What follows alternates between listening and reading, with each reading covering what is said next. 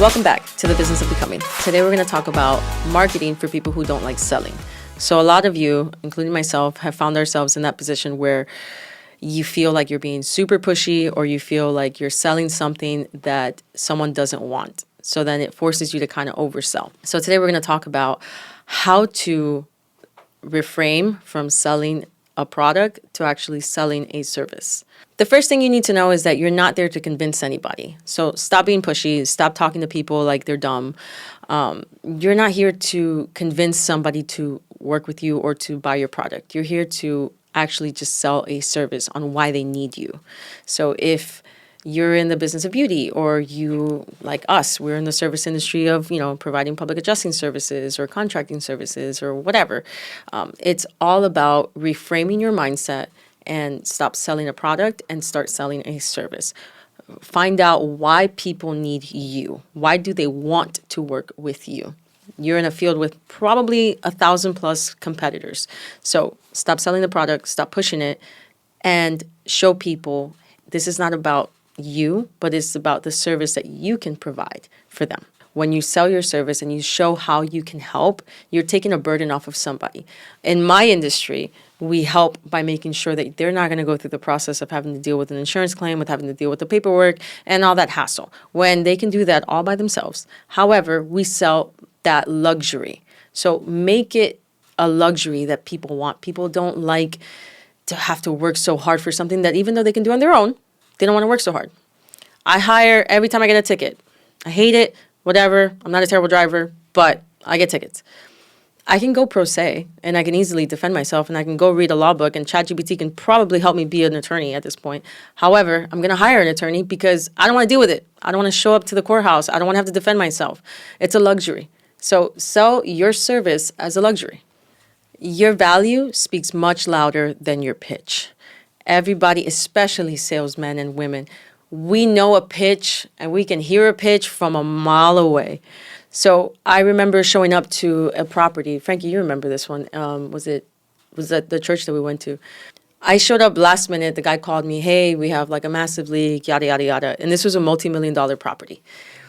And I remember I was on my way to the Keys and I showed up in a fishing shirt, like super unprofessional. Like I had probably like ripped jeans like this, and he called me, whatever. We ended up going, and I was so nervous because first of all, I have a baby face, but I've been doing this for a long time. However, I have a baby face, and I know a lot of you find yourself in the baby face phase. But this was such a turning point for me because even though I knew I looked young, and now I looked even more young because I'm in a fishing shirt, I have like flip flops and whatever.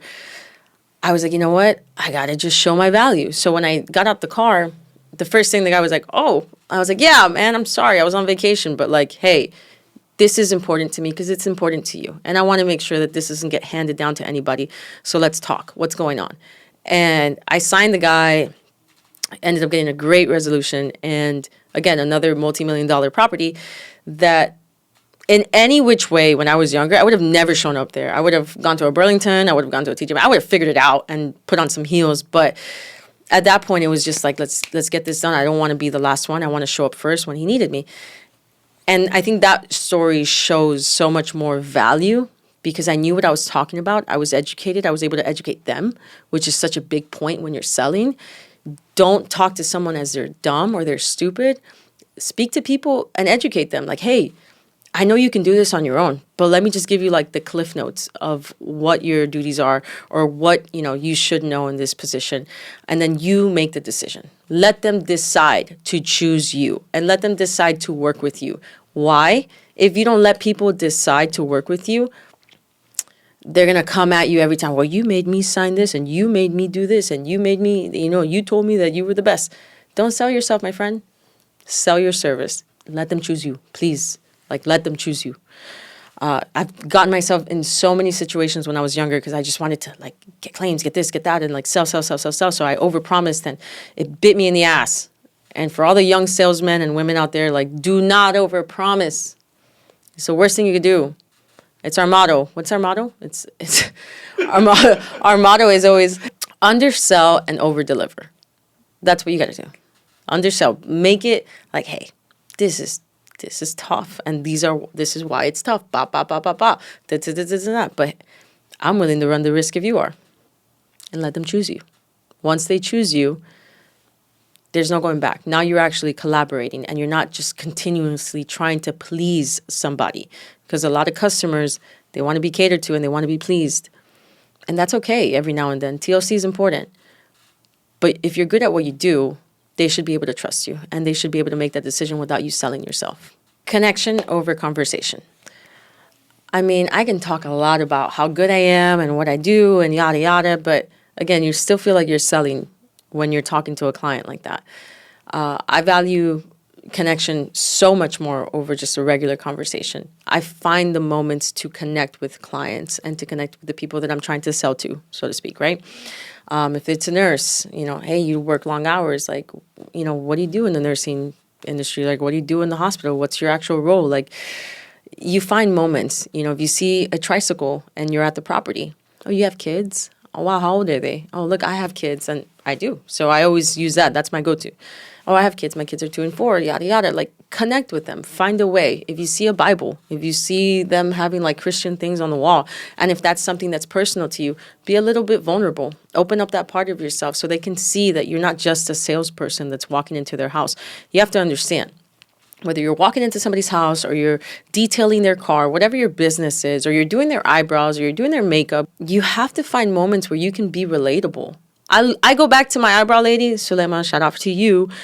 I go back to her because we connect, and she does a great job, but we connect and we talk about our kids and we talk about life, and it's a moment to just disconnect from the real crazy world that we live in that's nonstop, fast-paced, and you want to work with people that can do that for you. Even if you're selling a service, provide that space of comfort for them. Like, hey, I know that you're paying me for this, and this is like, a transactional relationship, but I'm going to make you feel good while you're here. And that's what I do. I make people feel good while I'm there. So much so that I've created connections with my clients that I've been invited to their baby showers, to their weddings, to their birthdays. And sometimes I'm like, oh, I didn't know we were that close. But, you do these things because you create conversations with intentions to actually have a connection with these people. You want to make them feel safe. You want to make them feel that this is not just a transactional relationship, that I provide something and, now you pay me and I'm out. No, these people have been a part of my life. Some of them actually were invited to a bunch of my personal things. And you create that space for them to feel that now you are one and you're in this situation with them. And you're not just going to provide this service for them, but you're going to walk with them through it. So I think it's important. Do not sleep on connecting with your clients, because that is where real success begins. Simple marketing. Don't make it complicated. Things that are natural to you. Some people, it's natural just to speak facts. That's what I do. This is what I know. And hey, that works for a lot of people. Don't cut yourself short. You don't need to be the best storyteller, but use the advantage that you have by being consistent, at least. So if you're not good at connecting, be consistent. Consistency will get you a client without a doubt. I've been to multiple conferences where you keep calling, you call. And you never know. At some point, somebody might just say, okay, fine, come. It's happened multiple times. So if you're not good at connecting and you find that maybe I'm a salesperson and this is what I'm trying to do and I'm trying to pivot into my career to do sales, and you're not good at creating those conversations up front, educate yourself so that you can educate them. And once you do that, consistency will help you so much more. So one way that I market without feeling sleazy, because it's very easy to feel like a used car salesman when you're marketing. I always talk to the neighbors. So what I do, if you don't know already, we provide like appraisal and claims, and we help people as a public adjuster to navigate an insurance claim. So the way that I help people without feeling sleazy is I talk to their neighbors. If I'm already on somebody's roof or I'm already dealing with them, and it's, I meet people in their crisis. So I take up any advantage that I have. And I don't feel sleazy about it because I'm helping someone. So if I'm on somebody's roof and I see the neighbors coming out, I'm like, hey, I'm just going to take some pictures of overview shots of your roof. If you want it, you can take it. No sweat. No charge. I'll just take some pictures for you. And I don't feel bad about it because I'm giving them something for free. But I know that I'm already starting to build some sort of rapport. And I'm already starting to build some sort of trust because I'm giving them something for free. Like, there's nothing free in this world. And low key, it's really not free because I'm kind of just like, I'm throwing my fishing rod. What's that called? It's your bait, right? It's called the bait. Yeah, I'm throwing my bait, and that's my bait. Just get something for free. And once they bite and they want more, I'm going to keep calling them and they're going to be in my book of business. And they'll end up being my client for sure. But always do things that feel natural to you. Don't do things that feel uncomfortable. Try it, because don't knock it until you try it. However, if something feels more natural to you, it's going to feel more natural to them when you're actually pitching it to them. So if it's, doing cold calls, if that's you, if it's door knocking, if that's you, shout out to door knockers. Love it. I used to do it all the time. And that felt very, very, very natural to me for a really, really long time. And if you don't like to door knock as often, if you're already going to an appointment, there's a rule that we also have here.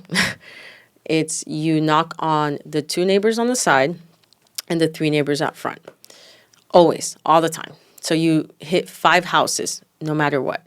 And it's natural because I don't feel like I'm going to friggin' be here for hours door knocking and I'm not going to know what to do. No, it's just a common rule. It's easy.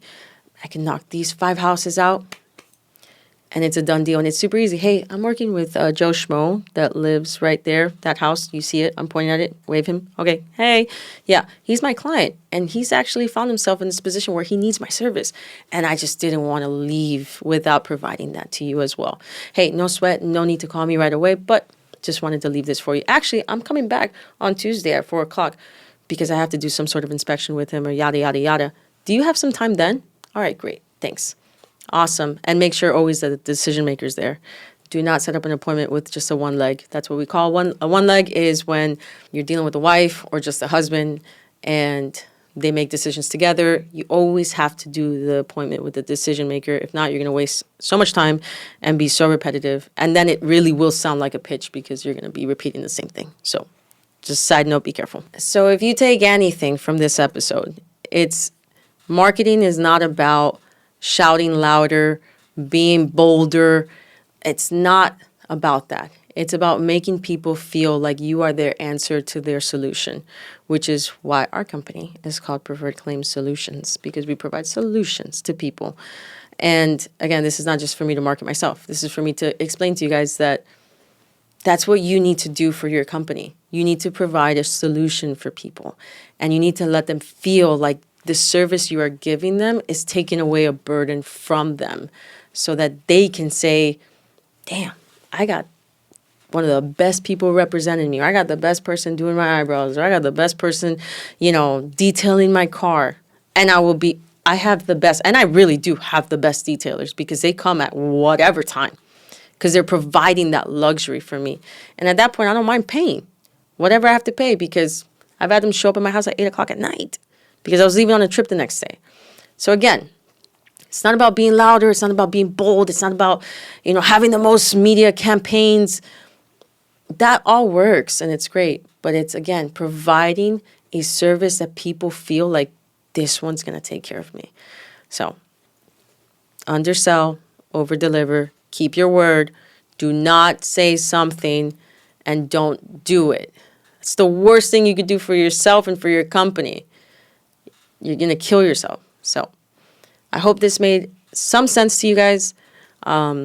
Little tricks and tips that have helped me. I think I can talk about this on another 3 or 4 episodes, but this is what I love to do the most. I love to market. I love to sell.